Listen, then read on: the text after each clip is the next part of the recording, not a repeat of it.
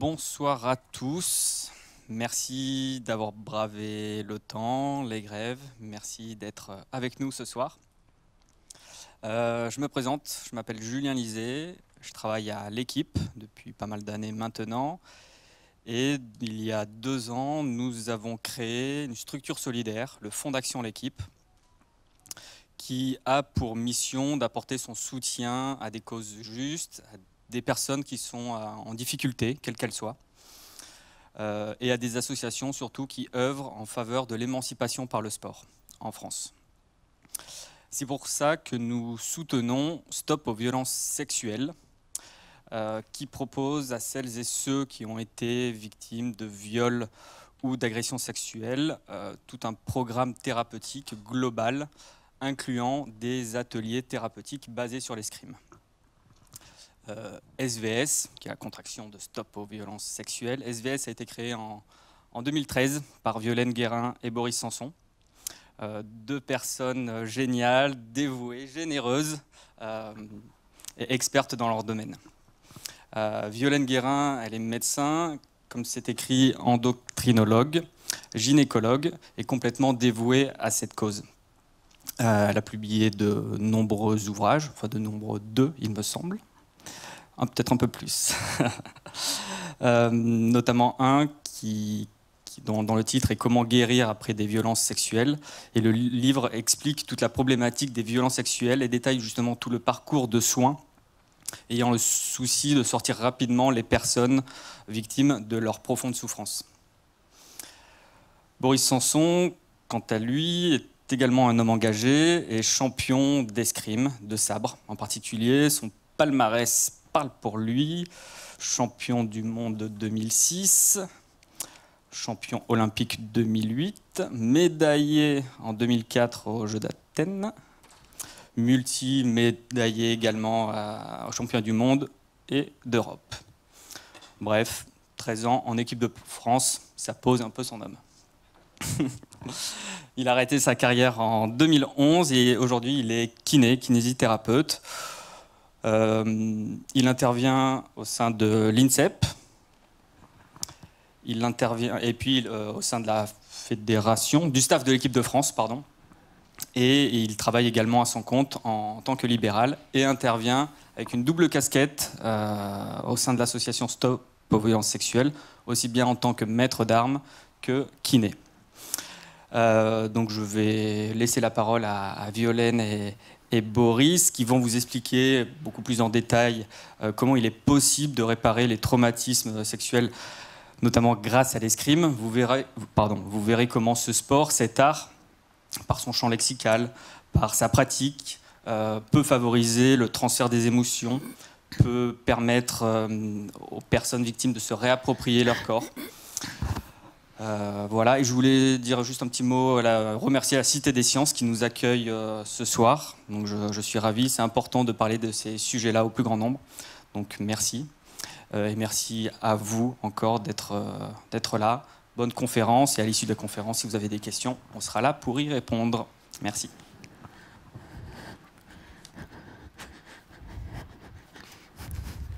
Merci. Je vais prendre, c'est pour Boris, en fait. Bonsoir, merci effectivement à vous d'être là, merci à la Cité des Sciences d'accueillir ce sujet qui commence à s'ouvrir avec beaucoup d'ouverture de parole ces derniers temps. Et l'idée, ça va être de vous familiariser un petit peu avec ce sujet et puis de vous présenter le travail que nous faisons effectivement autour d'ateliers thérapeutiques escrime. Alors, je vais commencer à parler. Boris prendra le relais plus sur la partie escrime.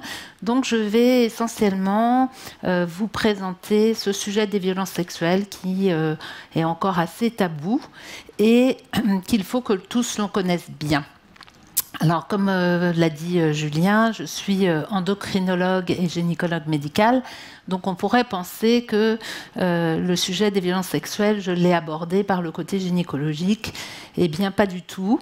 Me suis vraiment immergée dedans par ma casquette d'endocrinologue. L'endocrinologie, c'est tout ce qui concerne les hormones. Et je suis spécialiste des maladies thyroïdiennes auto-immunes, ces maladies de la thyroïde qui sont déclenchées par des anticorps qu'on fabrique contre son propre corps. Et ça, c'est pas banal de fabriquer des anticorps contre son propre corps, parce qu'en général, notre corps fonctionne plutôt à notre service. Et c'est en envoyant des patients en thérapie pour essayer de comprendre pourquoi il y avait une activation de ces processus un peu autodestructeurs, que beaucoup de personnes sont revenues avec des antécédents de violences sexuelles, ce qui a été très interpellant pour moi, puisque j'ai fait mes études à l'hôpital Necker-Enfants Malades, donc un hôpital d'enfants, et je n'ai jamais entendu parler en 12 ans d'études, puisque j'ai 2 spécialités, de violences même faites aux enfants quasiment, et de violences sexuelles non plus. Donc ça a été une grande surprise. Alors, qu'est-ce que la violence sexuelle ? On parle beaucoup de ce sujet. Je ne sais pas exactement quelle représentation vous en avez, mais ce qui va être très très important à réaliser, c'est que la violence sexuelle, c'est avant tout un traumatisme corporel et sensorielle. On présente souvent la violence sexuelle par le biais des complications psychologiques, psychiatriques, et on oublie de dire que c'est le corps qui est touché en premier. Parce que, contrairement aussi à ce qu'on voit dans les films, en général, la violence sexuelle, le premier traumatisme, c'est extrêmement rare qu'il y ait de la violence préliminaire, qu'il y ait des contraintes, que les gens se débattent. Souvent, ça tombe comme ça dessus sur une personne, et sur beaucoup d'enfants en particulier. Et c'est donc le choc corporel qui est là en premier. Et ça, c'est vraiment une chose très très importante qu'il faudra retenir ce soir.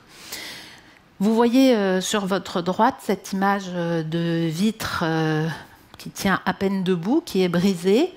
Eh bien, si elle est là, c'est pour vous faire conscientiser également que ce n'est pas la même chose d'avoir à vivre un traumatisme vaginal, d'avoir à vivre des fellations, d'avoir à vivre un traumatisme rectal.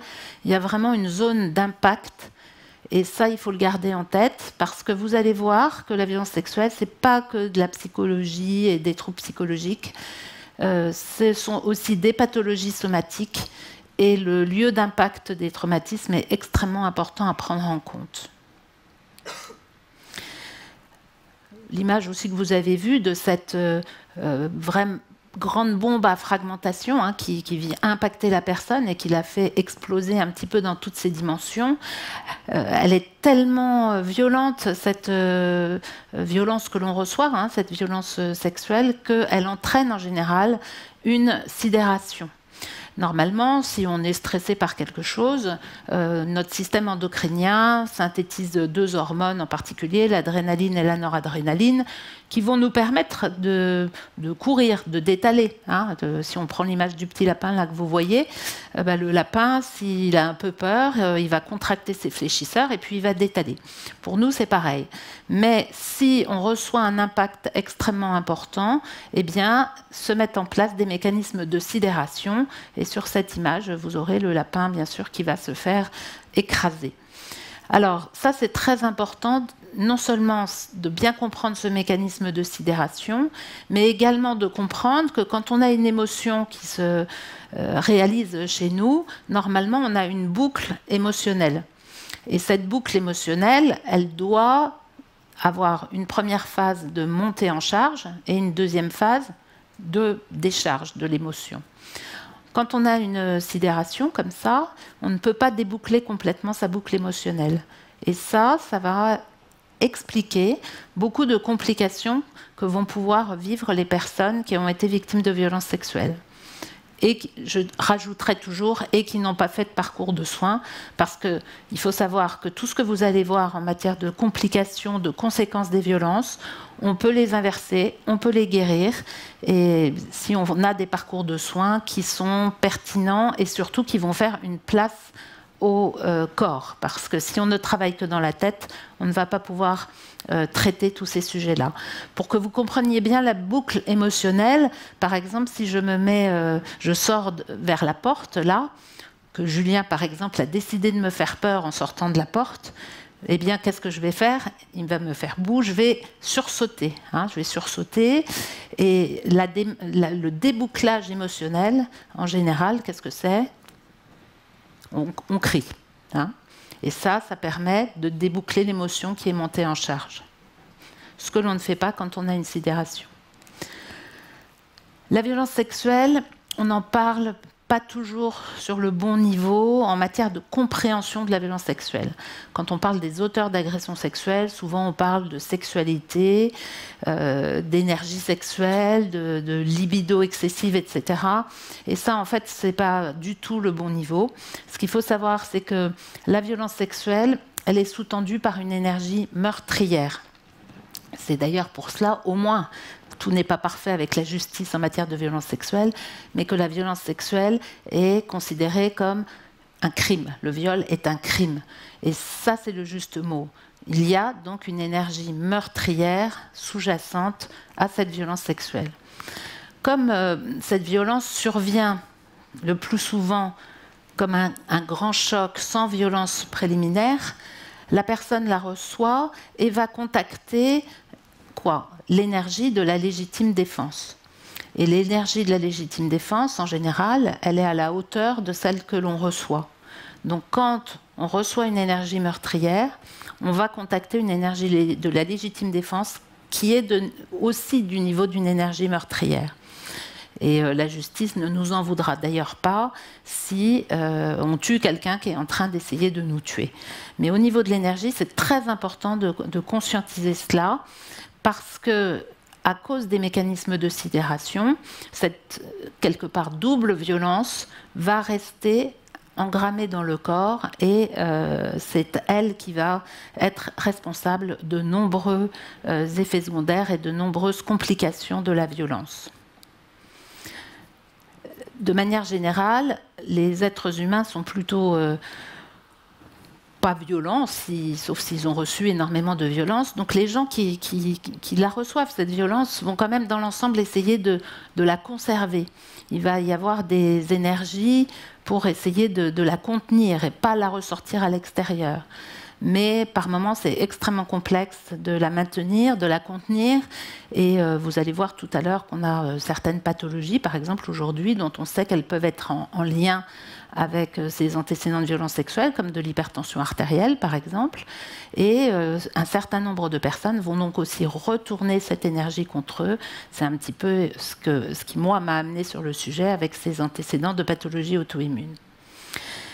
C'est aussi, dans certains cas, cette énergie qui va faire que des auteurs de violences sexuelles vont perpétrer cette violence sexuelle. Et en France, on a toujours aussi beaucoup de mal à accepter et à voir que beaucoup d'auteurs ont été victimes eux-mêmes de violences sexuelles. Et ça, c'est un sujet sur lequel il faut également qu'on avance tous. Alors, comme nous étions invités dans le cadre du sport, je voulais vous montrer, vous rappeler, parce que peut-être que certains d'entre vous ont la mémoire de cet événement. En 2007, Isabelle de Mongeau, qui est une de nos grandes joueuses de tennis, bien classée au classement ATP, publie ce livre qui s'appelle Service volé, dans lequel elle communique sur toutes les agressions, tous les viols que son entraîneur lui a fait vivre. Et le fait qu'elle parle de ces agressions va ouvrir la parole de 38 autres joueuses de tennis. Et bien entendu, cet événement a beaucoup de répercussions. Le problème, c'est que 3 joueuses seulement ont accès à la justice, parce que tous les faits sont prescrits pour les autres joueuses. Et à l'époque, c'est Roselyne Bachelot, qui est ministre des Sports et ministre de la Santé, qui, à l'issue de cette publication, va commanditer une étude à l'université de Bordeaux 2 pour questionner un peu des jeunes mineurs et connaître leur exposition à la violence sexuelle. Cette étude va être un peu un choc, puisque quasiment un jeune sportif sur 3 va révéler avoir vécu des agressions sexuelles, garçons et filles dans les mêmes proportions, si ce n'est que la nature des agressions n'était pas du tout la même pour les garçons et pour les filles. Et cette étude, finalement, elle rentre un peu dans les mêmes types de résultats qu'un médecin français au XIXe siècle, qui s'appelle Ambroise Tardieu, avait montré. Et il avait rappelé à la communauté scientifique que la violence sexuelle, ça touche surtout et avant tout les enfants. Donc, vous avez bien entendu parler depuis 2-3 ans de ces ouvertures de parole, entre autres par les Hommes de Lyon, qui ont parlé des viols réalisés dans le cadre du scoutisme. Vous avez eu donc Flavie Flament qui a expliqué avoir eu des remontées d'amnésie des viols qu'elle avait vécus par un photographe.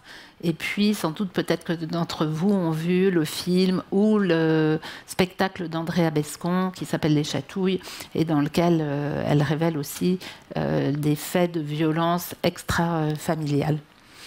Alors, la réalité des statistiques, eh bien, vous allez peut-être tomber des nues en voyant ces chiffres. Parce que en France, quand le ministère de l'Intérieur ou d'autres organismes communiquent sur le sujet de la violence sexuelle, on a l'impression que la violence sexuelle, c'est avant tout de la violence faite aux femmes par des hommes.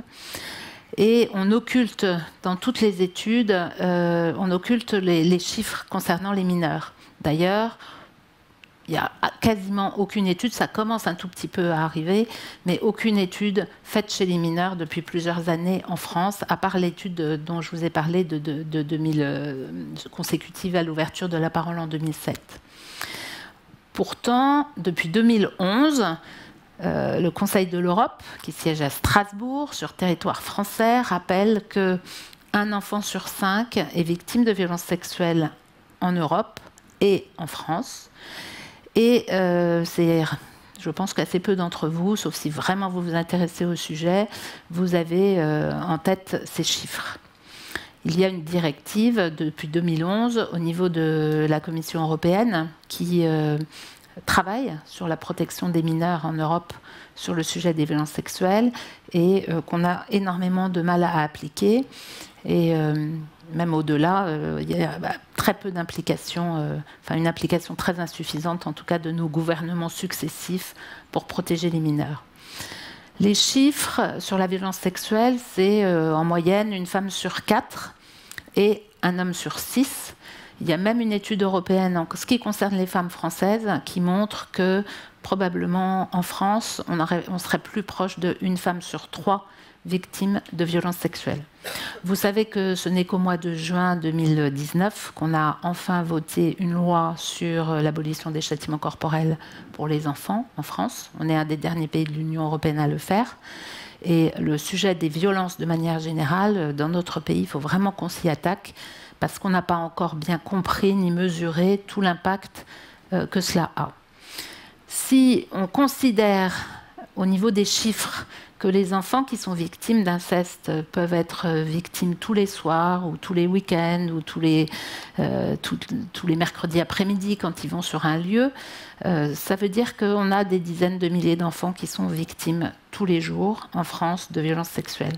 Donc ça, c'est vraiment très très important d'en avoir conscience, parce qu'on parle beaucoup en ce moment des féminicides, mais voilà, la violence sexuelle qui est très meurtrière, eh bien, elle fait d'encore plus amples dégâts chez les mineurs. Alors, qui sont les auteurs aussi de ces agressions? Ce qui est très important à réaliser, c'est que les agressions sur mineurs peuvent être réalisées par des hommes, bien sûr, mais également des femmes, et que cette violence féminine est souvent complexe à diagnostiquer parce que soit on voit tout de suite un homme, souvent dans les familles, qui est auteur d'agressions sexuelles et on ne va pas voir ce qui se passe au niveau des femmes, mais également parce que les femmes font souvent ces agressions dans le cadre de soins d'hypernursing, c'est-à-dire des soins qui ressemblent à des soins médicaux mais qui n'auraient pas lieu d'être. Alors c'est un sujet extrêmement tabou, ce sujet de la violence féminine, mais elle existe parce que si on prend d'autres cas, en particulier au niveau médical, si on prend le syndrome des bébés secoués par exemple, on va s'apercevoir que dans 50% des cas, les auteurs de ces violences qui conduisent à des hémorragies cérébrales et à la mort des bébés vont être dans 50% des cas des hommes, mais dans 50% des cas également des femmes. En général, chez les hommes, ce sont les pères et chez les femmes, ce sont les mères ou les nounous. Donc c'est important d'accepter de voir cette violence pour que tous on la prenne en charge, parce qu'il n'y a pas de secret, la violence est la racine de la violence, et les personnes qui font ces actes violents ont en général été eux-mêmes victimes de ce type de violence. En matière d'agression sur les majeurs, là on est plus sur des femmes qui sont victimes d'hommes, mais également des personnes vulnérables, personnes handicapées, personnes âgées.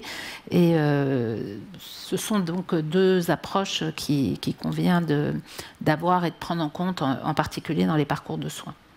Alors, un petit mot sur ces répercussions de la violence sexuelle.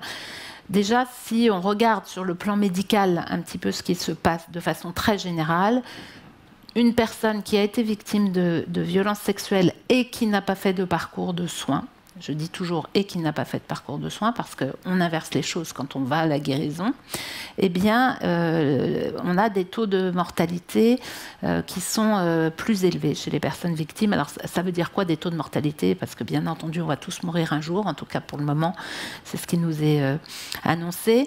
Ça veut dire qu'il y a une réduction de l'espérance de vie des personnes qui ont été exposées à cette violence.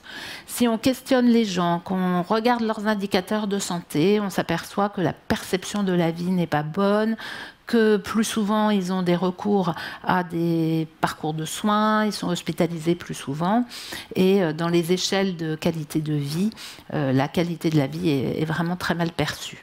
Au niveau des coûts, il y a assez peu d'études en France sur le coût pour la sécurité sociale de toutes ces complications. Nous avons réalisé avec l'association qui a un groupe de recherche médicale des évaluations médico-économiques qui montrent que les coûts pour la sécurité sociale sont de 10 milliards par an. Conséquence de ces violences sexuelles. Et il se trouve que quand nous avons fait cette étude, un économiste de la santé, le professeur Jacques Bichot, que nous ne connaissions pas du tout à Lyon, a, par d'autres méthodes analytiques, tombé à peu près sur les mêmes chiffres. Et si l'on rapporte ces chiffres, par exemple, à ceux communiqués par les pays comme en Amérique du Nord où il y a beaucoup d'évaluations et qu'on rapporte à la population française, on tombe sur ces mêmes chiffres.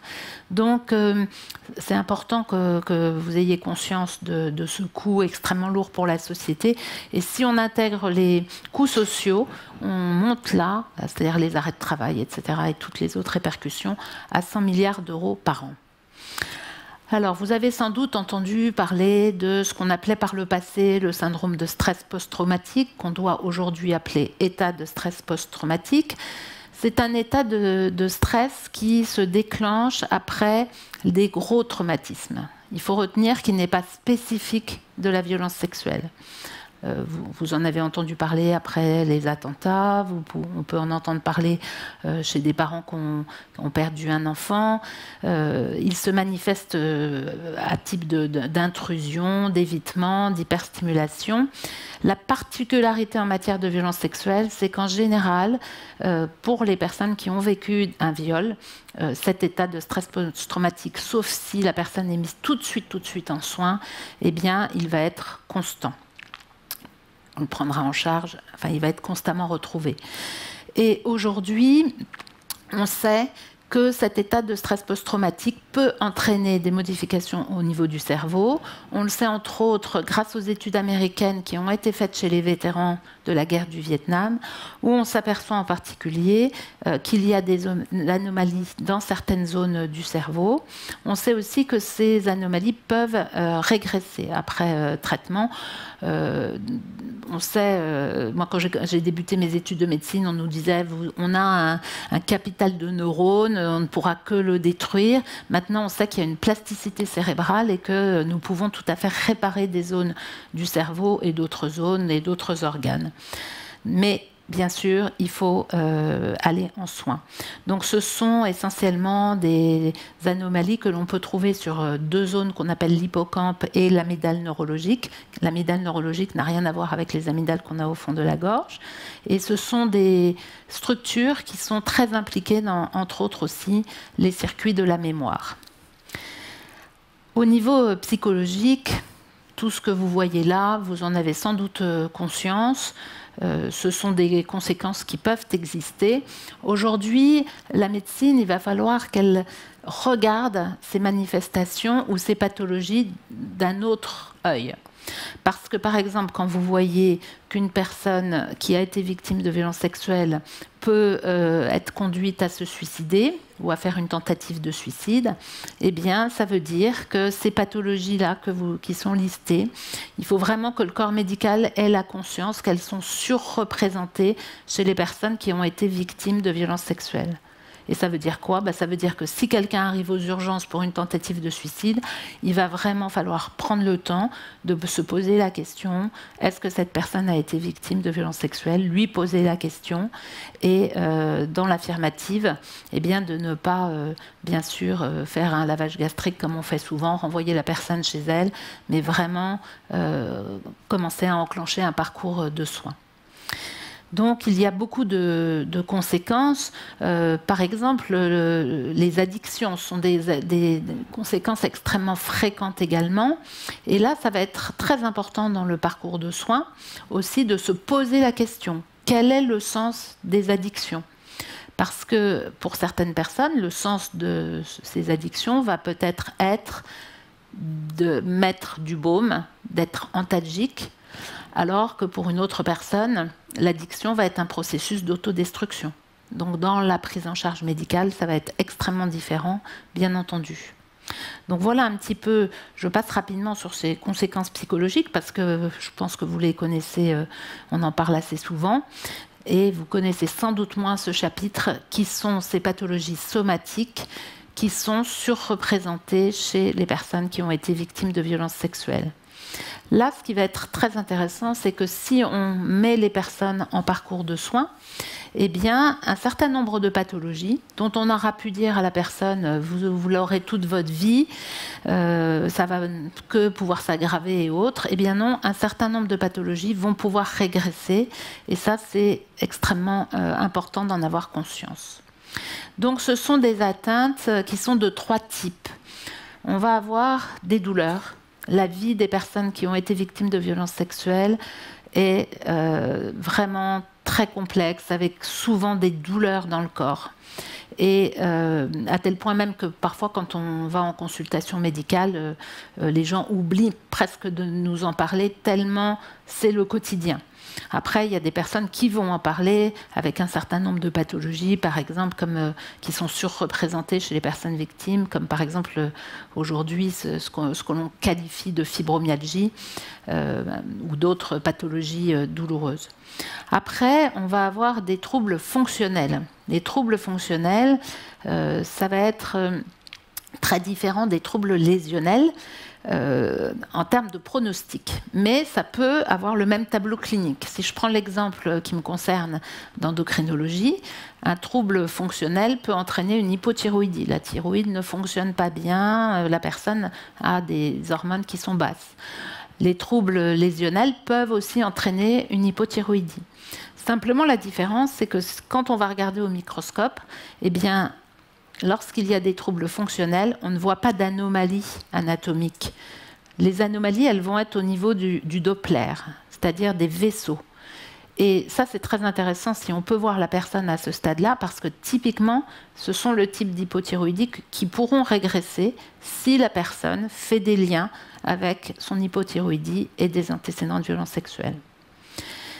Donc ces 3 manifestations sont de gravité croissante, et ce que l'on remarque souvent, c'est que le corps, quelque part, va envoyer des symptômes, comme s'il appelait un petit peu au secours pour qu'on s'occupe de lui.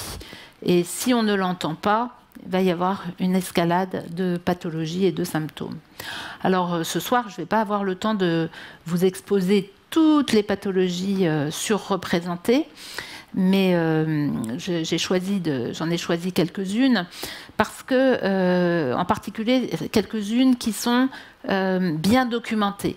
C'est très compliqué de faire des études cliniques sur le sujet des violences sexuelles, parce qu'une étude clinique quasiment parfaite, c'est ce qu'on fait quand on veut lancer un nouveau médicament, en double aveugle, on expose une personne à un produit A, l'autre personne à un produit B.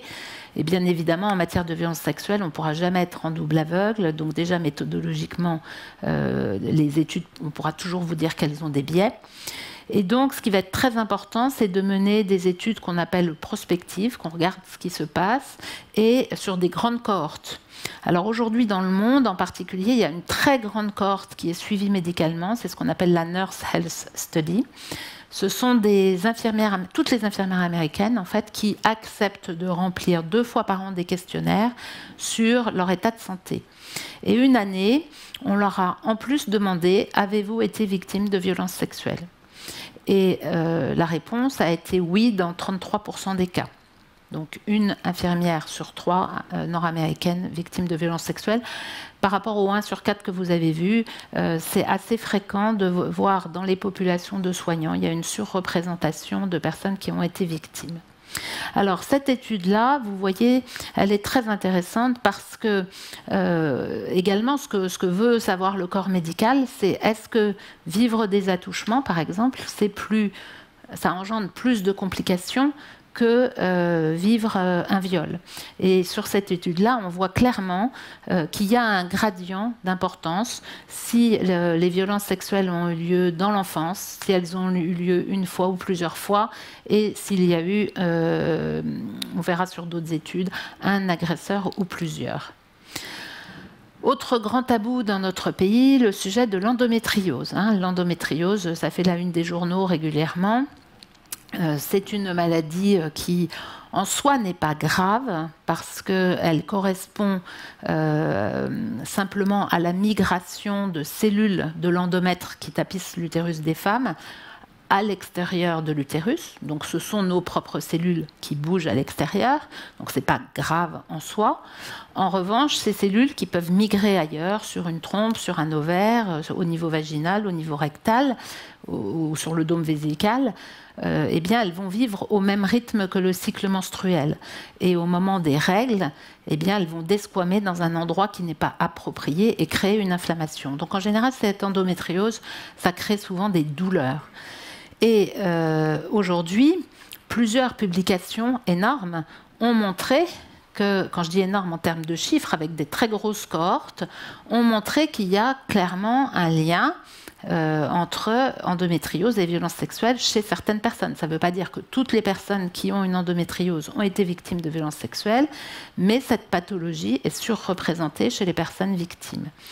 Et en France, on a eu récemment une recommandation de la Haute Autorité de Santé et du Conseil des gynécos qui n'a pas du tout recommandé, qui a omis une recommandation fondamentale vis-à-vis des médecins généralistes, voire des gynécologues, qui est de poser la question des antécédents de violences sexuelles, alors qu'on a ces 2 études-là en particulier qui montrent clairement des liens.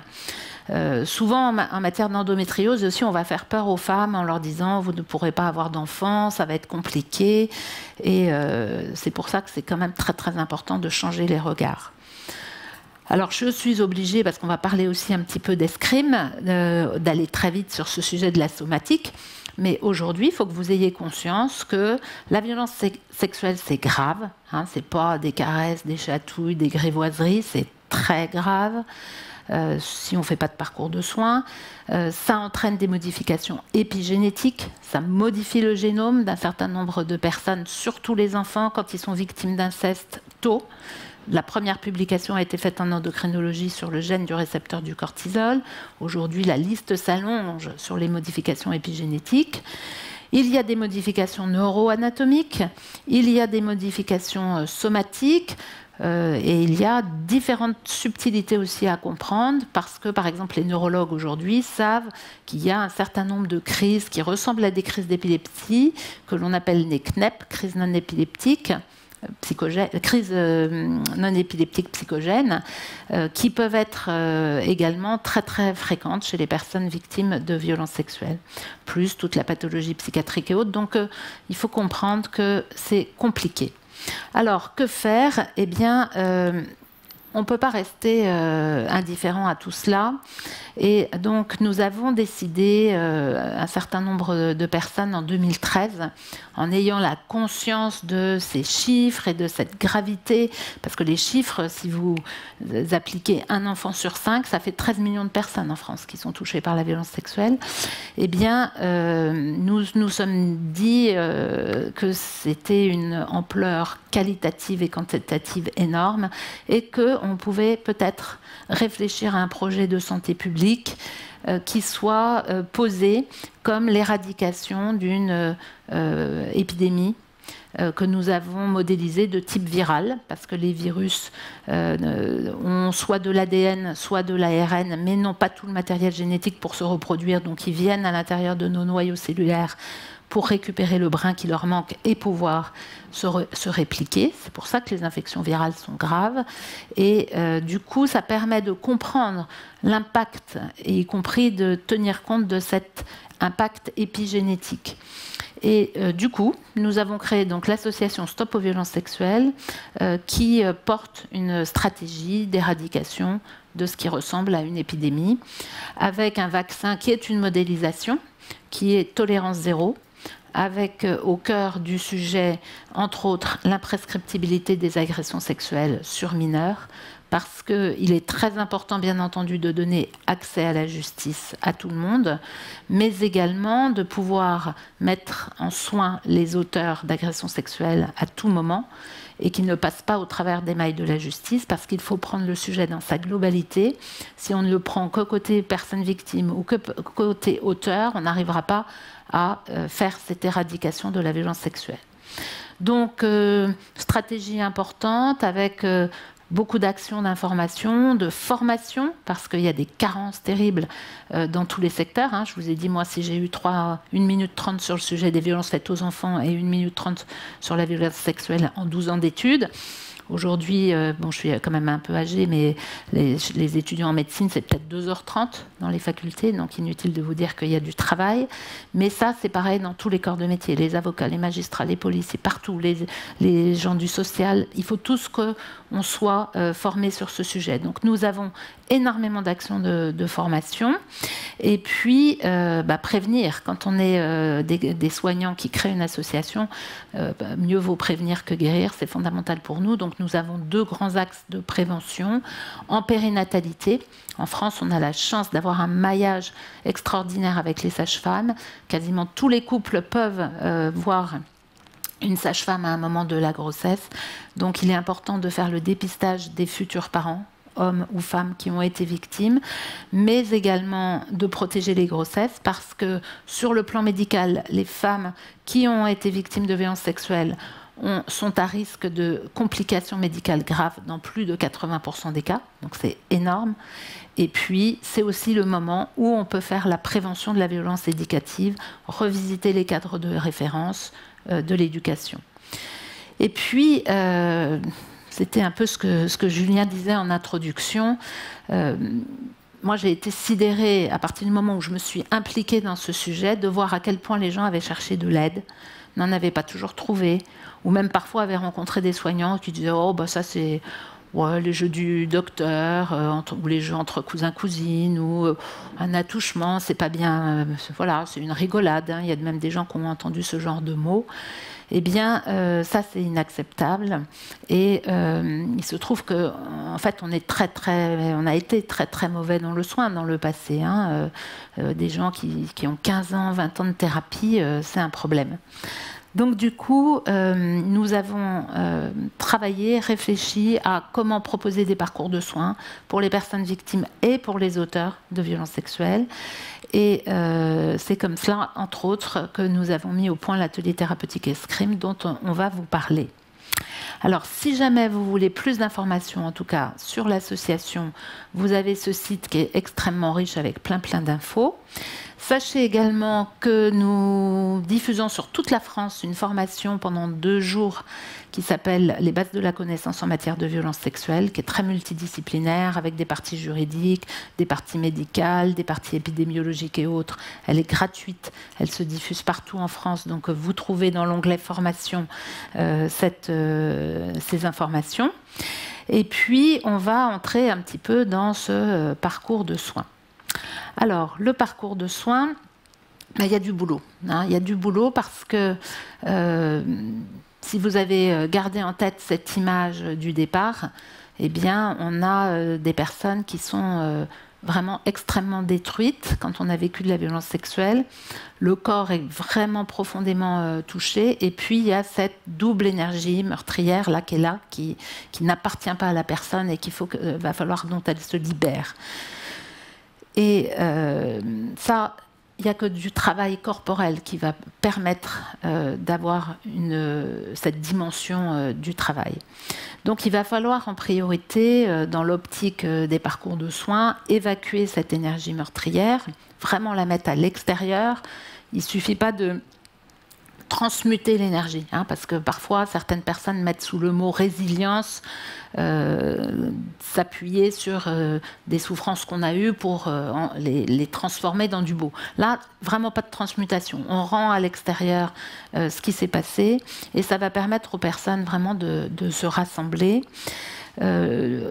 Exprimer les émotions, ça va être très très important parce que il y en a plein des émotions. Il y a de la colère, il y a plein d'autres, il y a de la peur, il y a beaucoup d'émotions. Il peut y avoir du dégoût, il y a plein de choses à exprimer et il faut vraiment le faire exprimer.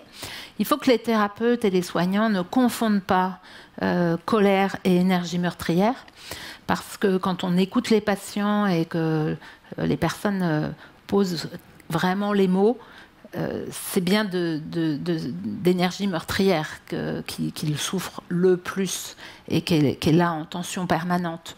J'ai des patients où j'ai le souvenir d'un homme qui un jour me disait « Oui, c'est ça, docteur, mon petit enfant intérieur est un meurtrier ». Il n'y a pas très longtemps, j'ai une patiente qui m'a dit « Oui, moi je fais bien la différence entre ma colère et cette énergie qui est là, je l'appelle ma vipère ».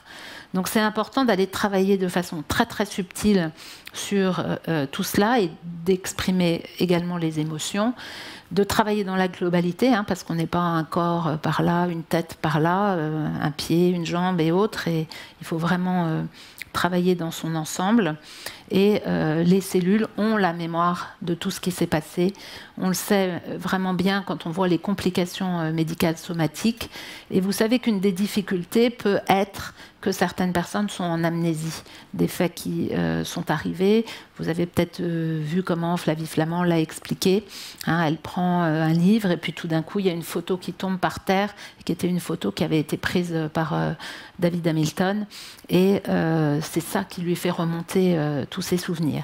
De manière générale, les amnésies sont souvent levées par une stimulation sensorielle. Ça peut être une odeur, ça peut être la photo qui tombe, ça peut être visuel, voilà, les 5 sens peuvent aider à remonter ces images et ces sensations. Donc tout va être à réparer et c'est pour cela que nous avons donc mis au point un atelier dont Boris va vous dire un petit mot.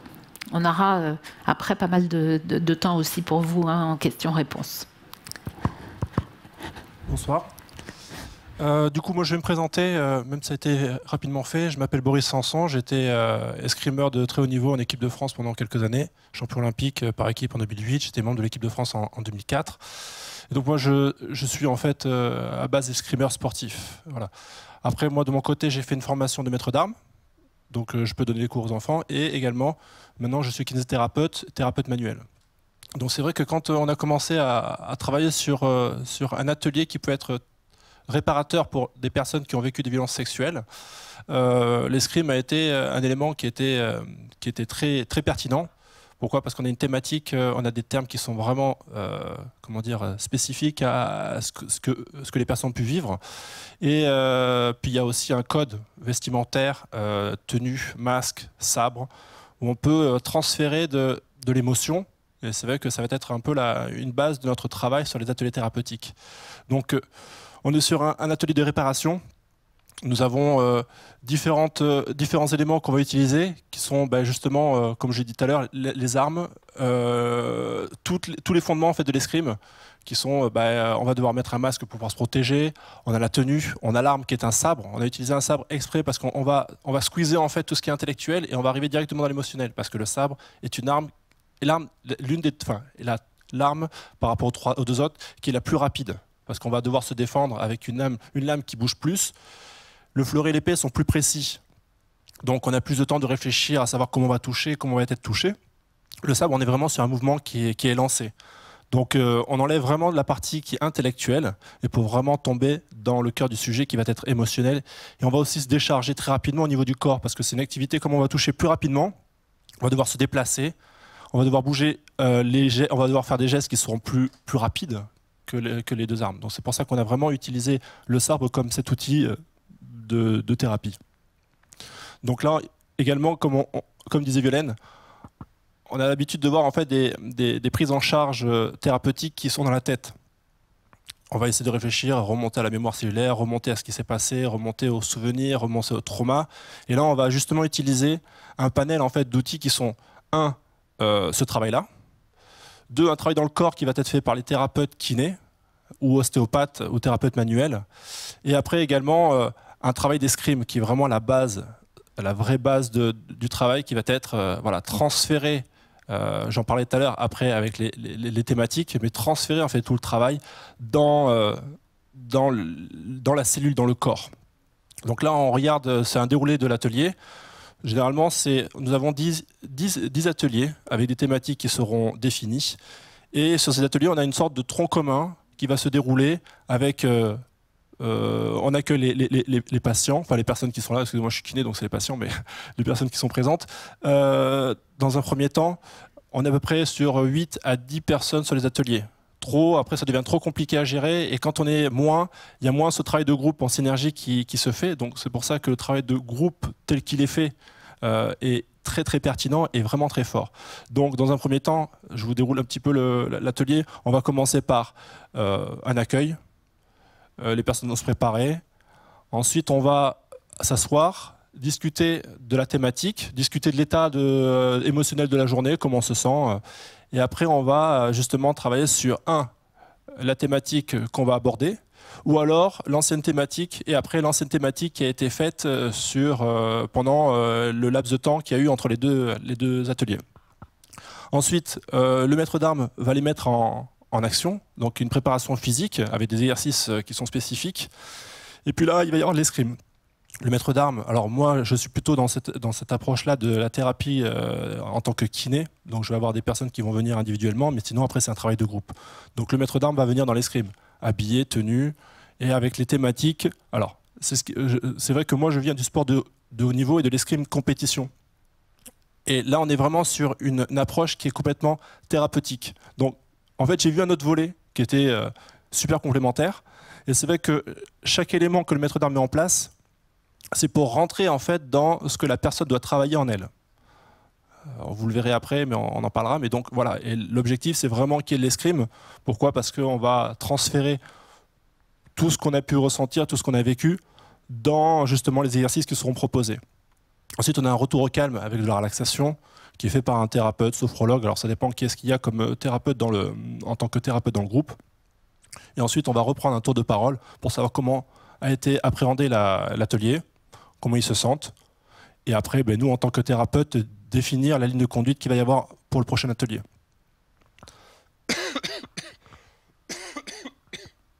Donc là, je vous laisse regarder les différents thèmes qui sont les fondements de l'atelier thérapeutique SVS. Donc on va commencer, c'est vrai qu'on avait réfléchi avec Violaine et Olivier, le maître d'armes, à savoir en fait quel était l'ordre qu'on pouvait mettre en place pour que ce soit vraiment le plus pertinent. Et en fait, on s'est défini là-dessus, sur une progression en fait, sur un respect de l'individu.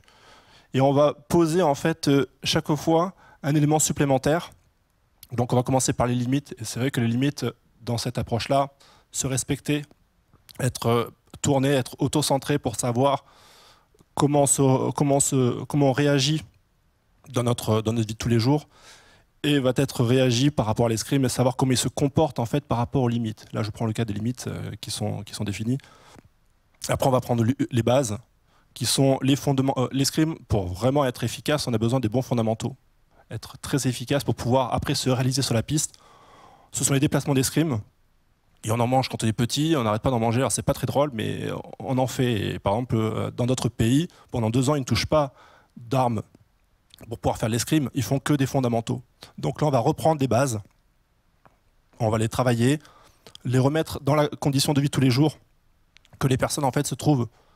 Quelles sont mes bases, comment je me situe par rapport à ma famille, par rapport à mes amis, par rapport à mon travail, par rapport à moi, par rapport à mes enfants, par rapport à tout l'environnement social et aussi personnel intérieur, pour savoir vraiment voilà, où j'en suis. Et donc chaque fois, on va utiliser la thématique comme un élément de travail entre les 2 ateliers. Alors, généralement, on est à peu près entre 3 semaines et 1 mois entre les 2 ateliers. Et cette personne-là va devoir travailler la thématique, plus rajouter la deuxième thématique, à savoir voilà, limite, les bases. Ensuite, comment je me positionne. Est-ce que j'arrive à me défendre? Est-ce que j'arrive à dire non? Est-ce que j'arrive à voir quand on commence à m'agresser au travail? Il y a quelqu'un qui vient me voir, j'ai pas envie de parler, je suis fatigué, il y a quelqu'un qui vient me voir. Comment j'arrive à me protéger? Comment j'arrive à me mettre dans m'auto-centrer et me centrer sur moi? La confiance, l'équilibre. C'est violent. Ouais, j'ai la gorge un petit peu.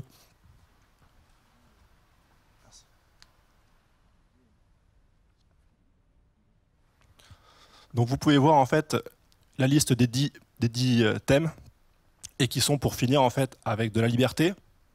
Et généralement, on voit vraiment de magnifiques choses. Donc là, vous pouvez voir en fait que on va commencer par les limites. On a déjà en fait défini, on essaie de définir avec les personnes qui sont présentes sur l'atelier comment elles interagissent avec les limites. Donc on a nous des obligations qui sont les tenues. Et le masque souvent est un élément qui va être un petit peu perturbant pour la personne parce que déjà on peut avoir des personnes qui ont été agressées buccalement, de façon buccale. Et donc du coup de mettre un masque, quelque chose d'oppressant, va vraiment les gêner. En plus on a une grille qui est devant, on va pas très bien voir, on n'a pas l'habitude, on va avoir comme si on avait quelque chose qui était devant nos yeux qui va nous gêner. On va mettre une tenue qui peut être un peu oppressante, un peu lourde, un peu engonçante aussi. On a un gant, enfin il y a même, voilà, c'est un peu oppressant pour certaines personnes et justement on va rentrer là-dedans, dans ce que les personnes vont ressentir pour pouvoir travailler dessus. Nous pouvons voir aussi, donc en gros, on a à peu près 10 personnes qui évoluent sur l'atelier. Il y a une personne qui va venir en soin avec un thérapeute kiné ou ostéopathe pour travailler la thématique ou pour travailler quelque chose de différent qui va être soit une pathologie, soit un problème qui va être récurrent voilà, dans la vie de tous les jours qui va les gêner. Et nous avons parfois des moments où il y a des patients qui vont complètement dégoupiller, enfin des personnes qui vont dégoupiller sur les ateliers.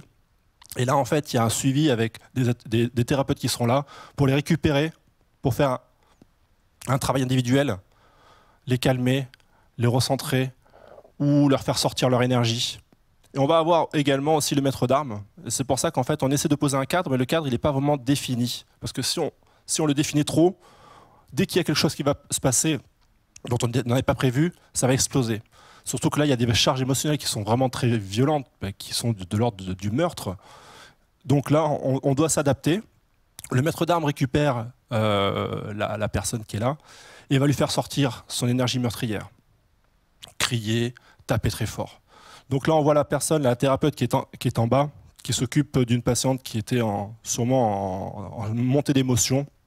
Et donc, on va travailler sur elle avec de la mémoire cellulaire, avec du travail psycho-énergétique. Et donc, voilà. À côté, nous pouvons voir une sorte de cahier qui est un petit peu particulier. On a mis un cahier de groupe. C'est-à-dire que ce sont les personnes qui sont sur les ateliers, qui vont récupérer ce cahier, qui vont faire ce cahier en faisant des dessins, en collant des photos, en écrivant des poèmes. C'est vraiment leur cahier qui va leur permettre de pouvoir s'exprimer. On utilise la thématique pour pouvoir se développer. Donc il y a une journée, le premier atelier, ça sera une personne qui va le prendre. Ensuite, le deuxième, il y aura une personne qui le prendra, etc. Et en fait, on tourne et on peut avoir des cahiers qui sont vraiment extraordinaires. C'est magnifique. J'ai vu des cahiers qui étaient fabuleux, quoi. En plus, il y a des gens qui ont un art de dessiner, des gens qui prennent des poèmes. Et puis, il y a des personnes qui ont envie de coller, enfin, qui ont envie de participer sur une thématique, mais qui n'ont pas le cahier. Donc, en fait, ils récupèrent, ils collent les informations, ce qu'ils ont créé sur le cahier pour pouvoir vraiment faire à eux un cahier qui est juste magnifique. Là, on peut voir la confiance. Et donc, on est vraiment sur l'escrime thérapeutique. On n'est vraiment pas sur l'envie de gagner et de battre son adversaire et d'être plus fort et de gagner des médailles. Alors, c'est gagner sur eux et on est plutôt vraiment tourné vers l'intérieur. Et on va utiliser des exercices qui sont un petit peu différents. On peut voir là sur la photo en haut à gauche, on va bander les yeux, on va marcher, on est sur la confiance. Savoir comment on se positionne par rapport à la confiance intérieure d'un groupe, des gens qui sont autour. Et c'est vrai que là, effectivement, l'atelier est un cadre très confortable. On se retrouve sur des personnes en résonance qui ont vécu des violences, des choses un peu similaires à ce que l'autre a vécu. Donc quand il y a une parole qui est dite ou quelque chose qui est exprimé, très vite, en fait, la force du groupe va amener que moi je le ressens, même si je ne veux pas l'exprimer, je le ressens très fortement. Donc là, justement, on est sur la confiance. On va travailler sur se bander les yeux, sur se limiter. Par exemple, généralement, nous, avec l'escrime, on utilise 14 mètres de piste. Et là, on va travailler sur un banc ou alors sur des chaises de façon handisport où on va adapter la thématique par rapport à ce qui va être proposé par le maître d'armes. Donc là, on voit qu'elles sont là juste à pouvoir travailler le mouvement du bras, essayer de se défendre. Nous, avec l'escrime, on a la possibilité de pouvoir vraiment reculer, éviter d'être touché. Là, ce n'est pas le cas. Par exemple, c'est comment je peux me défendre d'une certaine façon en confrontant mon adversaire et en réussissant en fait, à ne pas être touché. Donc, comme le Dr Guérin expliquait, nous attachons énormément aux évaluations pour savoir en fait, comment se positionnent les personnes qui rentrent dans l'atelier et aussi d'un point de vue rendement médical.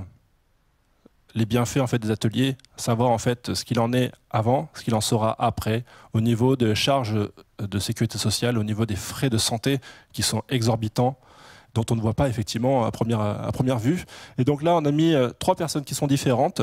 On peut voir en bas, c'est le bien-être. Donc on demande une évaluation le premier jour, en milieu d'atelier au 5e jour, et le dernier jour. Et donc, on ne va pas tricher, c'est à peu près ce qui se passe sur à peu près tous les ateliers, sur tous les groupes. Et nous pouvons voir en fait les bienfaits. Alors ce n'est pas magique, voilà. C'est vrai que moi j'ai pu avec l'expérience, parce que ça fait 8 ans maintenant qu'on est sur les ateliers, et, on a recommencé là du coup cette année.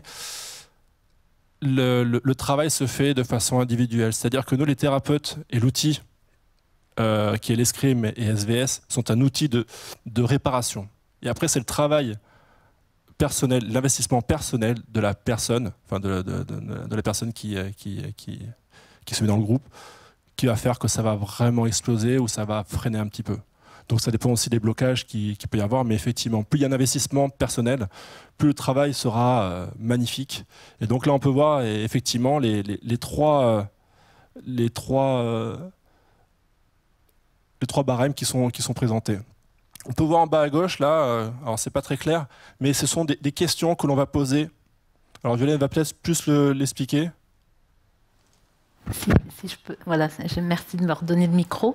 En fait, quand nous avons fait les ateliers au début, au niveau mondial, il n'y avait aucune échelle d'évaluation du retentissement des violences sexuelles. Pour les personnes qui connaissent un peu les échelles d'évaluation, il y a une échelle anxiété, dépression, des échelles d'évaluation du retentissement de la ménopause, par exemple, mais rien sur le retentissement des violences sexuelles. Donc notre groupe de recherche a mis au point ce qu'on appelle des échelles visuelles analogiques qui permettent, sur 40 critères, de faire une évaluation du retentissement. Donc on utilise effectivement ces échelles dans le suivi. Voilà. Parce que c'est important pour nous déjà de présenter ces protocoles comme de la recherche médicale, mais également d'avoir des données pour essayer d'obtenir un remboursement de ce parcours de soins. Parce qu'il n'y a pas grand-chose de proposé aux personnes victimes de violences sexuelles. Et c'est vrai que, alors je vous laisse lire, C'est une personne qui est entrée à la première année dans l'atelier, et du coup, voilà ce qu'il en est au sortir de l'atelier. C'est vrai qu'on est sur un abord sexuel qu'on va appréhender pendant les ateliers également. Oui, pardon. Je ne sais pas si vous aviez fini, sans doute. Et c'est vrai que c'est un abord qui est important, puisque c'est vrai que c'est la racine, on va dire, du problème, une agression sexuelle. Et c'est vrai qu'il y a un transfert qui se fait chez le patient. Il y a une discordance qui va se mettre en place et arriver en fait à se libérer dans ce domaine-là va être magique. Après, moi, je vois depuis maintenant 8 ans qui suis sur le terrain l'évolution qu'il y a entre les personnes qui rentrent et les personnes qui sortent. On a l'impression que ce ne sont plus les mêmes en fait. C'est ça qui est assez extraordinaire. Par contre, on s'attache dans l'atelier à avoir en fait un suivi par son thérapeute en séance individuelle entre les ateliers, et si possible, et maintenant on essaie de le fixer au maximum, des thérapeutes qui sont formés en fait à l'atelier, pour qu'on ait une même communication et qu'on ait un même élan de travail. On a pu arriver à des thérapeutes qui n'étaient pas du tout dans la même approche, et donc ne pas comprendre en fait l'abord qu'on avait nous de la prise en charge. Ouais, de l'axe corporel en fait. Et puis, je crois que Quentin est dans la salle. Voilà, et on a eu une histoire formidable, une escrimeuse il y a 2 ans ou 3 ans même je crois, qui finit son 10e atelier et qui va dans un café se poser tranquillement, et puis qui rencontre un dessinateur de talent qui s'appelle Quentin Zution, donc qui est présent ici. Et il y a une bonne année à peu près, petit coup de fil où on me dit, votre éditeur me dit voilà, j'ai quelqu'un qui voudrait faire une bande dessinée sur l'atelier d'escrime. Donc pour nous, c'était important que on parle de l'atelier d'escrime bien, correctement. Donc j'ai dit, moi je suis prête à voir Quentin. On a dû passer à peu près 1h30 ou 2 heures ensemble. Et puis on dit, si vous voulez parler de l'atelier, il va falloir aller vivre de l'intérieur ce travail. Donc il a travaillé, je pense, 2-3 heures aussi avec un de nos maîtres d'armes. Et cette bande dessinée vient de sortir, et je dois dire qu'on a tous été impressionnés, non seulement bien sûr par sa qualité et son talent, parce que ça on l'avait déjà perçu sur d'autres bandes dessinées, mais surtout sur le fait que Quentin a vraiment compris et ressenti le travail que les personnes faisaient, et ça nous a beaucoup touchés aussi. Voilà. Donc, si jamais vous voulez savoir plus de choses sur le sujet des violences sexuelles et sur la somatisation, les parcours de soins, vous avez un premier livre qui est le livre rouge, qui est téléchargeable gratuitement sur le site de l'association dans la zone téléchargement médical, si le côté somatique vous intéresse. Et puis 2 autres livres, effectivement, donc cités par Julien, sur le parcours de soins des personnes victimes, mais aussi le sujet des auteurs d'agressions sexuelles, parce que les ateliers, nous avons déployés, et puis on va pouvoir répondre à vos questions si vous le souhaitez, bien sûr, déployés pour les personnes victimes, femmes. Au début, nous avions lancé un atelier pour les femmes, un atelier pour les hommes ensuite. Maintenant, il y a beaucoup d'ateliers, un peu partout d'ailleurs en France aussi, et pour les enfants également. Mais nous travaillons aussi avec les auteurs d'agressions sexuelles en prison, avec un protocole spécifique qui est différent de celui qu'on vous a présenté, mais qui prend en compte cette dimension corporelle et tous les transferts thérapeutiques que l'on peut faire et qui sont fondamentaux. Voilà. Donc nous sommes à votre disposition. Bonsoir. Merci. Bonsoir. Est-ce qu'il y a des questions dans la salle ?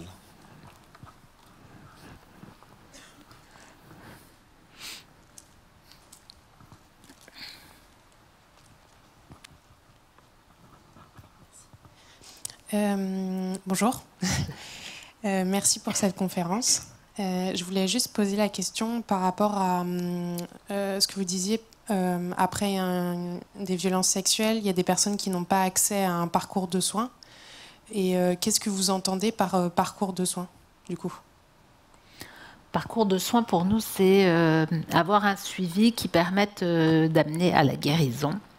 Donc le travail que l'on fait en général avant d'entrer en atelier thérapeutique, il y a un premier travail qui est un bilan pré-thérapeutique qui est à faire pour savoir ce que les personnes ont vécu, dans quel cadre elles vivent aujourd'hui, est-ce qu'elles ont déjà fait du parcours, enfin des bilans thérapeutiques, de la thérapie, dans quel cadre elles vivent, est-ce qu'on est à affaire à des agressions intrafamiliales, extrafamiliales, est-ce qu'elles ont déjà déposé une plainte, quel âge elles ont, quel est le recul par rapport au traumatisme, quelle pathologie. Donc tout ça, c'est un bilan qui peut durer, selon les gens, entre, on va dire, 1 mois et 6 mois.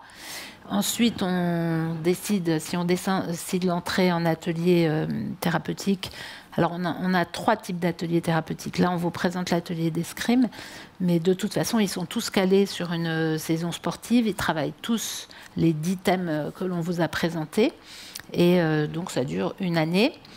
Et ensuite, il y a un temps d'intégration un petit peu de l'atelier, parce que comme Boris le disait tout à l'heure, ça change la vie des personnes. Donc il y a, par exemple, chez les adultes, beaucoup de personnes qui ont des repositionnements professionnels, parce que voilà, d'être soignés, bien ça, les gens se sont aussi rendus compte souvent qu'ils n'étaient pas sur leur bon parcours professionnel, peut-être parce qu'ils avaient eu des difficultés à l'école, peut-être parce qu'ils n'ont pas fait le métier qu'ils voulaient.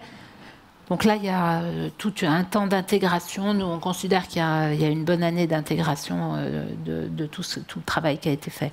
Donc ça veut dire qu'en 2 ans et demi, en gros, on peut amener la majorité des personnes à la guérison. Voilà. Après, selon l'âge du premier traumatisme, c'est parfois beaucoup plus compliqué, parce que il y a des personnes qui peuvent être victimes bébés, par exemple, de violences sexuelles ou en très bas âge. Donc là, on passe un petit peu plus de temps, parce que la personne n'a même pas du tout eu de temps pour se construire, en fait. Voilà. Mais dans l'ensemble, en général, en 2 ans et demi, on fait un très beau travail.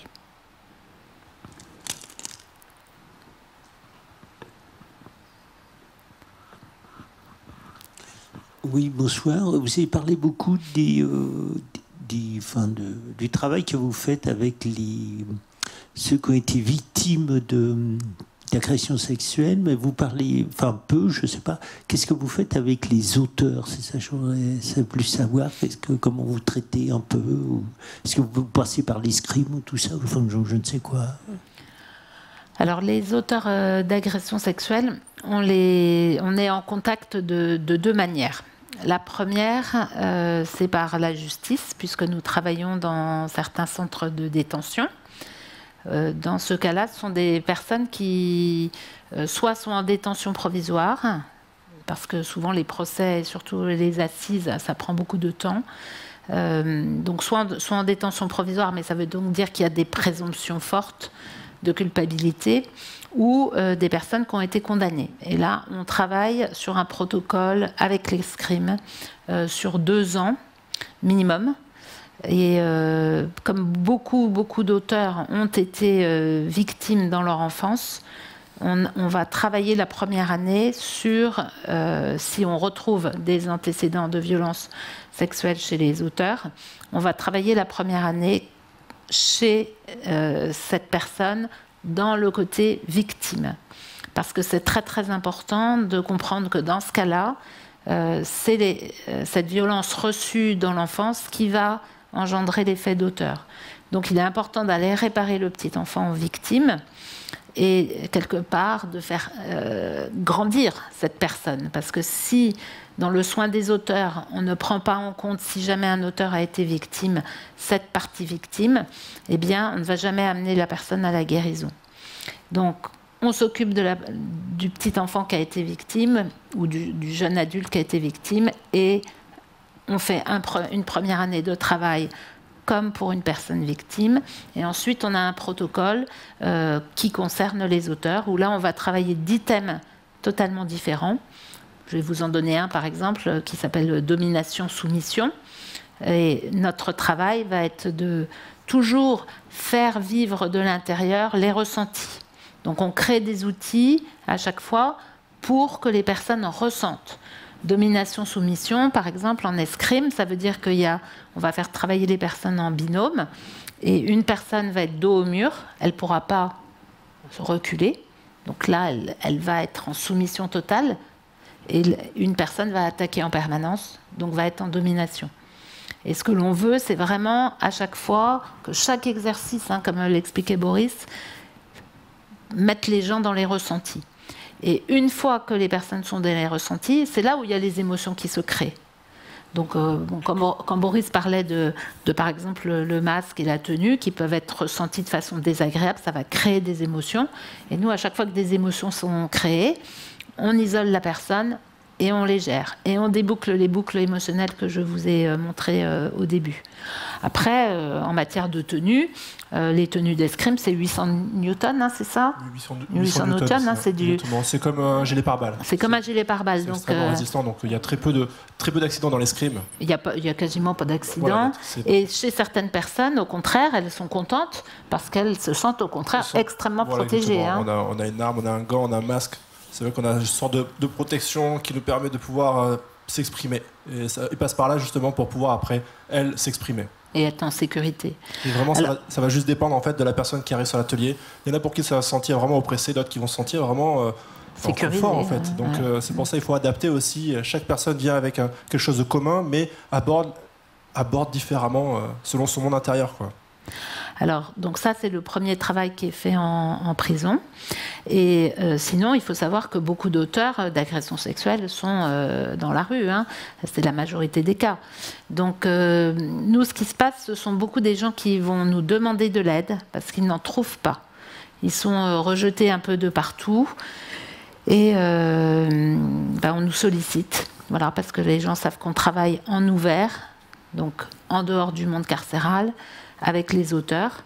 Et dans ce cas-là, pareil, on passe le même parcours de soins, un petit peu différemment bien sûr, parce que là on ne se trouve pas dans le milieu carcéral, mais on va faire le même travail et travailler les mêmes thèmes.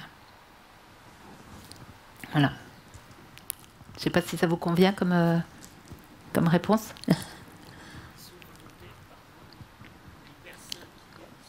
Excusez-moi, ils ne peuvent pas vous entendre. Il y a une question, je reviendrai à vous après si vous voulez. D'accord. Bonsoir, merci beaucoup pour cette intervention. Je voulais savoir, est-ce que les victimes et les auteurs sont mélangés lors des... C'est-à-dire Enfin, après, vous me disiez effectivement que les auteurs ont été pour la plupart victimes, mais est-ce que lors des ateliers... Quand on sait que quelqu'un a été auteur, ils sont dans un parcours particulier. Voilà. Après, ce qu'il faut savoir, c'est que des personnes peuvent réaliser qu'elles ont été auteurs à un moment d'un parcours. Alors, quand je dis ça, ça peut paraître bizarre, mais souvent, qu'est-ce qui peut se passer ? Il peut se passer que quelqu'un travaille sur les faits qu'il ou elle a vécu, et puis que, par exemple, ça concerne surtout des mineurs. Si la personne réalise que, oui, elle a vécu une agression sexuelle, par exemple entre des jeux du docteur entre enfants, et qu'elle l'a vécu comme telle, eh bien, dans le parcours de soins, parfois, certaines personnes peuvent se dire, mais moi, puisque moi aussi j'étais dans ces jeux-là, je n'ai pas pu faire du mal à un cousin, un camarade de classe ou autre. Donc, quand ce genre de situation émerge, ce qui n'est pas rare quand même, parce que les gens se questionnent au moment où ils ont travaillé, on conseille d'en parler, si c'est possible, avec la personne. Et si ça se confirme que la personne n'a pas bien vécu les choses, parce que ça peut être parfois aussi des découvertes du corps ou autre chose, c'est toute la complexité de ces interactions. Dans ce cas-là, la personne va se dire, oui, finalement, quelque part, j'ai été auteur. Et là, on va proposer à la personne de continuer le parcours de soins parce que ça crée des émotions, de se dire, moi, j'ai peut-être fait aussi du mal à quelqu'un. Et comme la personne a fait son parcours en tant que personne victime, en plus, elle mesure encore mieux ce que l'autre a pu vivre. Donc, du coup, on propose aux personnes de travailler ça. Je vais juste rajouter quelque chose. Beaucoup de personnes qui ont vécu des violences s'agressent elles-mêmes, en fait. aussi. C'est qu'elles se mettent dans un état, il y a un état en fait où elles se font violence, quoi. Il y a une sorte d'agression qui se retourne vers elles-mêmes. Donc c'est pour ça il y a agresseur, oui, mais vers elles. On n'est pas vers l'extérieur, mais on est sur soi. Et voilà, et justement dans ce travail-là, c'est de se redonner confiance et se sortir de cette boucle-là qui est une spirale négative. Et on est sur les traitements médicaux et sur un travail justement de prendre conscience, d'enlever des schémas qui sont récurrents pour passer à autre chose, quoi. Là, on est, voilà. Oui, parce que là, au niveau médical, on a vu tout à l'heure les automutilations, les tentatives de suicide, ces processus autodestructifs. Un certain nombre de pathologies auto-immunes qu'on n'a pas nommées parce qu'on n'a pas le temps de faire un cours complet sur le sujet. Mais il faut savoir aussi aujourd'hui qu'il y a des cancers qui sont surreprésentés chez les personnes victimes de violences sexuelles. Donc un cancer peut être aussi un processus autodestructif. Donc effectivement, il faut voir toutes ces facettes-là. Merci.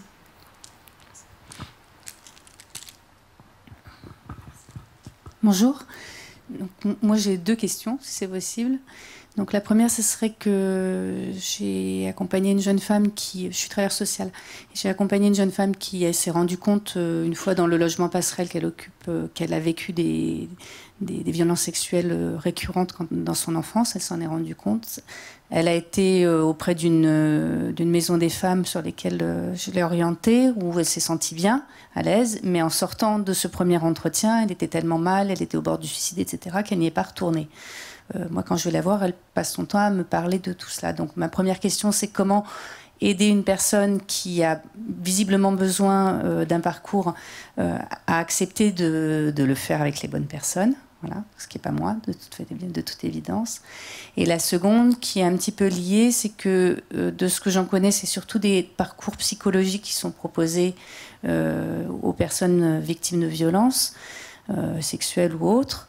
Là, vous en parlez assez peu dans votre présentation. J'ai l'impression que dans les thérapeutes que vous nommez, il n'y a pas forcément de psychologue. Vous avez à un moment donné évoqué le fait qu'il pouvait y avoir un travail entre un psychologue qui suivait la personne et le parcours thérapeutique que vous proposez. Enfin, quel est le lien qui peut se faire entre l'aspect psychologique par des psychologues classiques ou dans des maisons de femmes, etc., et ce que vous proposez? Alors, sur les ateliers, comme vous l'avez vu, il y a un médecin et un thérapeute ou 2 thérapeutes, en plus donc du maître d'armes, du kinéostéo et d'une personne qui est coordinateur logistique, qui souvent est un thérapeute en formation aussi sur les ateliers. Alors, on n'emploie pas le mot psychologue parce qu'on travaille beaucoup avec des thérapeutes, plus qu'avec des psychologues, mais il y a des psychologues cliniciennes ou cliniciens qui sont aussi venus travailler sur les ateliers. Mais surtout, on travaille avec des thérapeutes psychocorporels, donc qui sont à la fois formés sur le psychisme et sur le travail corporel. Parce que, voilà, c'est vraiment la particularité du travail que l'on propose. Le corps, on prend vraiment en compte le corps. Et c'est important, entre 2 ateliers, effectivement, que les personnes soient suivies par un thérapeute, qui peut être un thérapeute ou un psychologue, en tout cas qui connaissent la méthodologie de l'atelier, parce que ça peut être impressionnant de voir ce qui se passe, en ce sens que beaucoup de gens sont dans des processus d'anesthésie, qui sont des processus de survie, d'anesthésie émotionnelle, parfois même corporelle et autres. Et nous, tout le travail que l'on fait, c'est de remettre les gens dans le corps. Donc, par moment, ça peut créer des émotions, ça peut créer une augmentation des douleurs temporaires. Pour nous, quand on a ce genre de choses, on est content, en fait. La personne est en train de réhabiter son corps, d'en reprendre possession, même si c'est un peu chahutant au début. Et les gens qui ne sont pas habitués à ce type de travail, comme le disait Boris, parfois ça nous est arrivé d'avoir des thérapeutes ou des psychologues ou des psychothérapeutes qui n'étaient que dans la tête et qui avaient un peu peur de ce qui était en train de se passer, qui conseillaient à leurs patients d'arrêter. Donc ça, pour nous, c'était extrêmement dommage. Donc c'est important de ne pas avoir peur aussi, parce que beaucoup de gens qui accompagnent dans le soin ont peur du passage à l'acte, du suicide et autres. Et en fait, il ne faut pas avoir peur. Vous dites que vous n'êtes pas accompagnante, mais en fait, vous avez déjà fait une chose formidable par rapport à votre jeune fille, c'est que vous lui avez permis d'ouvrir la parole. Et ça, c'est un acte thérapeutique déjà, vraiment important. Il ne faut pas que vous ayez peur, parce qu'en fait, une personne qui est victime, elle tient debout comme la vitre que je vous ai montrée. Et les gens sont des personnes mortes vivantes, en fait. Il n'y a pas d'énergie dans le corps, c'est tout à côté et autre. Donc, moi, je fais partie de la génération de médecins où la psychiatrie et les psychiatres en permanence nous disaient attention au passage à l'acte, faites attention, poussez pas vos patients au suicide, faites attention à tout ce que vous faites. En fait, à force d'être dans les peurs, on fait rien. Et en fait, sur le sujet de la violence sexuelle, voilà, moi, je considère que les gens sont comme mortes vivantes. Et d'ailleurs, quand elles en parlent, les personnes victimes de viol, c'est vraiment ça qu'elles expriment. Donc, on ne va pas ajouter des dégâts si on sait ce qu'on fait et qu'on a la conscience de la physiopathologie, c'est-à-dire de ce qui se passe en dessous et qu'on travaille de façon pertinente. On ne va jamais aggraver les choses. Donc après, vous avez ouvert la parole, ben c'est bien. Et n'ayez pas peur aussi de dire à votre jeune fille ce que tu as vécu, c'est extrêmement terrible, et que tu as envie peut-être d'avoir des idées suicidaires, que tu as eu des idées suicidaires ou des envies de te suicider, ben c'est normal de ressentir ça, parce que c'est tellement grave ce que tu as vécu que tu as envie de mettre fin à tes souffrances. En revanche, tu ne vas pas passer à l'acte, mais on va mettre en place... je vais t'aider à trouver des solutions et autres. Il ne faut pas avoir peur non plus de poser ces sujets, de poser les peurs que les personnes peuvent avoir. Parce que ça aussi, c'est thérapeutique. Je vais juste rajouter quelque chose à ce que dit Dr Guérin. C'est qu'en fait, les personnes qui rentrent, souvent, refusent leur corps, comme il y a une agression. Donc il y a une séparation entre leur tête et leur corps. Et donc du coup, dans ce travail-là, justement, qui est l'escrime, on est obligé d'être dans le corps pour pouvoir bouger, pour pouvoir faire les actions. Voilà, on essaie de lier en fait cette magnifique machine qui est l'être humain, et donc l'amener à avoir une liaison entre la tête et le corps, les émotions aussi, ne pas les refouler, mais les accompagner pour que voilà. Donc tout ça en fait, et effectivement certains thérapeutes psy vont amener à vraiment travailler ce que je dis dans le mental, dans l'intellect, et on a besoin de cette double polarité pour pouvoir bien avancer. Et nous avons, on peut vous dire, on travaille de 2 autres manières. On travaille aussi, on a un atelier avec le cheval médiateur, et on a un 3e atelier avec l'eau. Voilà. Mais c'est sur l'atelier d'escrime qu'on a le plus de recul, puisqu'on a travaillé sur le protocole depuis 2011-2012. Donc 2011, oui, on a du recul. Voilà. D'autres questions?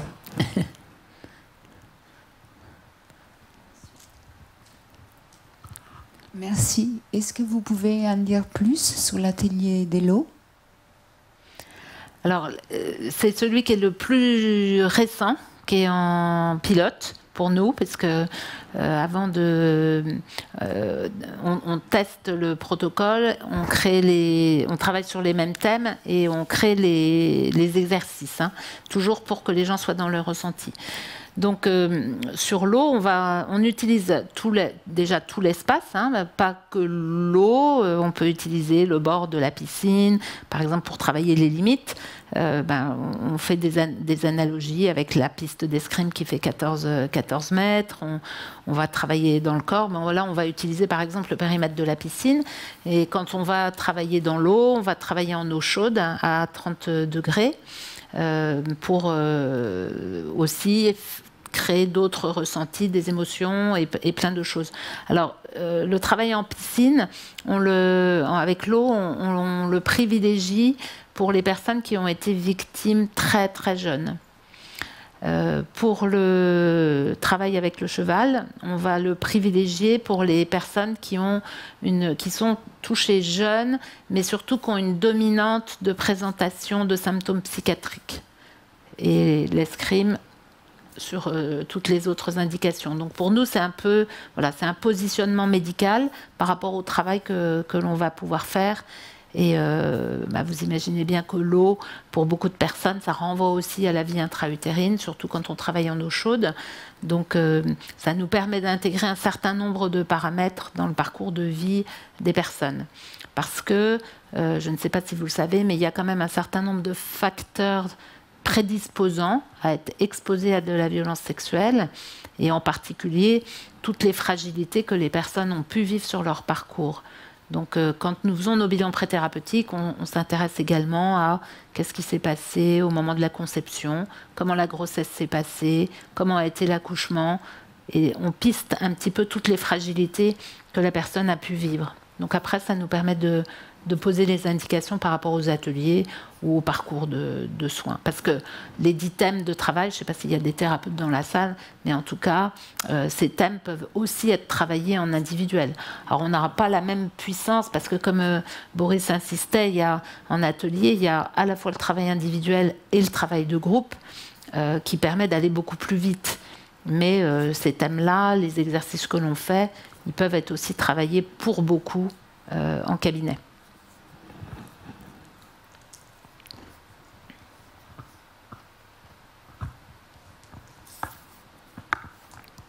Bonjour. Bonjour. En thérapie, moi je reçois quelques patients qui mettent des fois des mois, voire des années, avant de pouvoir ressentir et de pouvoir rétablir la communication entre leur corps et leur mental. À quel moment est-ce que ça se passe? Dans l'atelier, ou est-ce que c'est en préparation de l'atelier que vous commencez déjà à travailler sur cette possibilité pour les personnes de se reconnecter avec leur corps? Tu veux répondre? Vas-y, commence. Beaucoup en atelier, en fait. Nous, en général, quand les gens nous rencontrent, le plus vite possible, on entre en atelier. Donc, ça va dépendre, puisque, comme je vous ai dit, les ateliers, on les débute en saison sportive, donc septembre, octobre, c'est à peu près nos phases d'inclusion.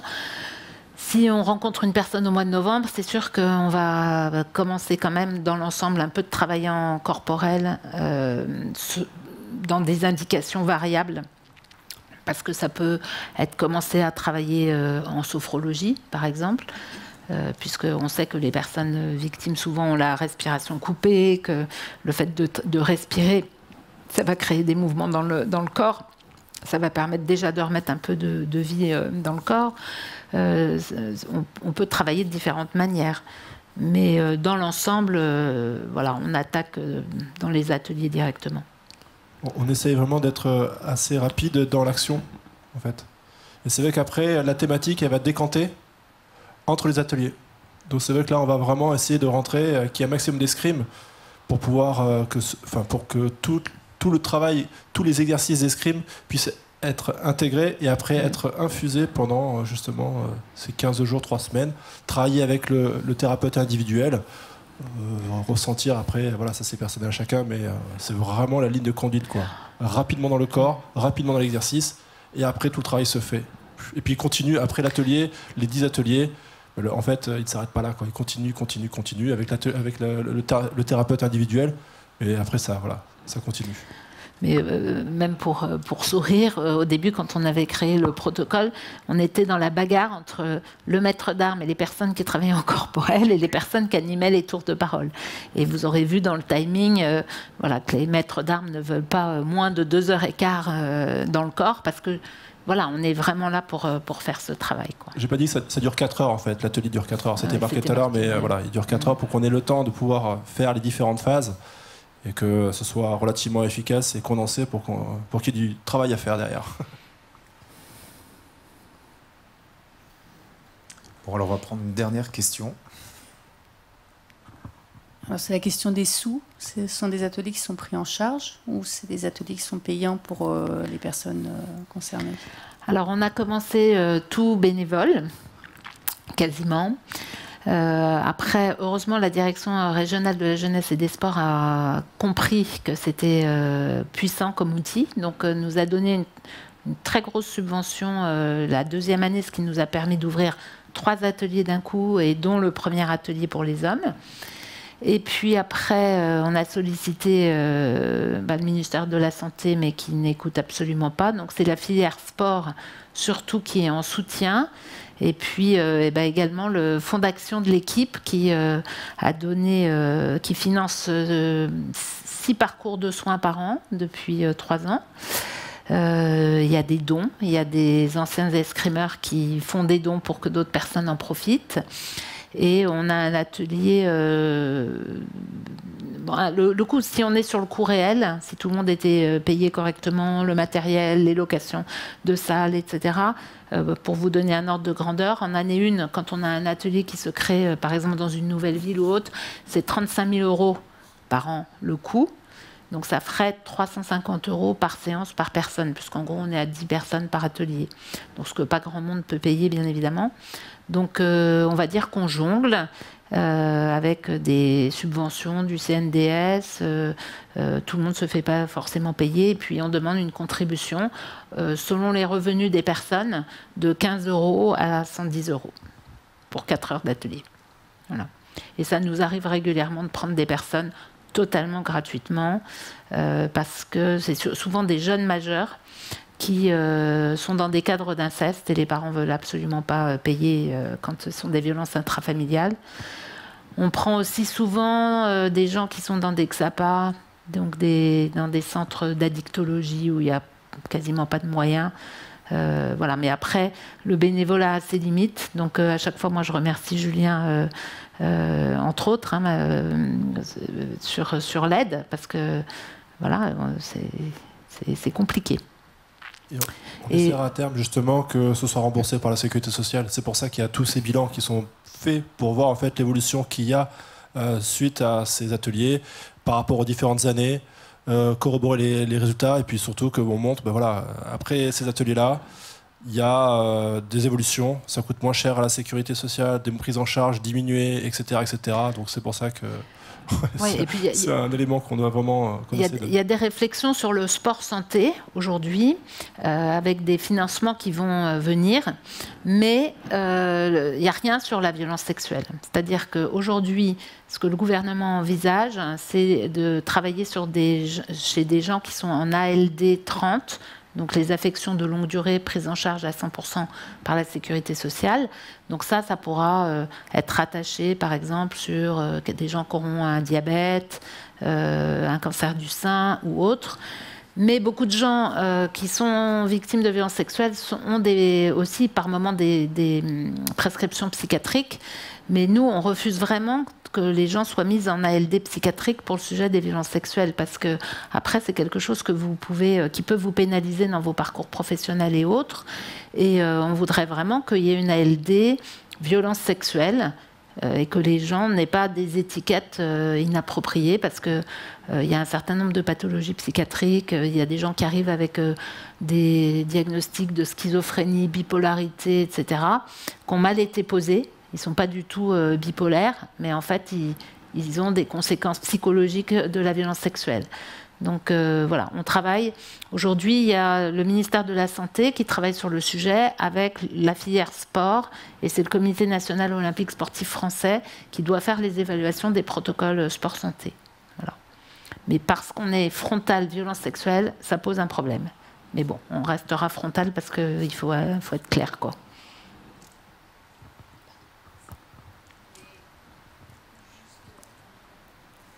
Bon, mais après, c'est terminé.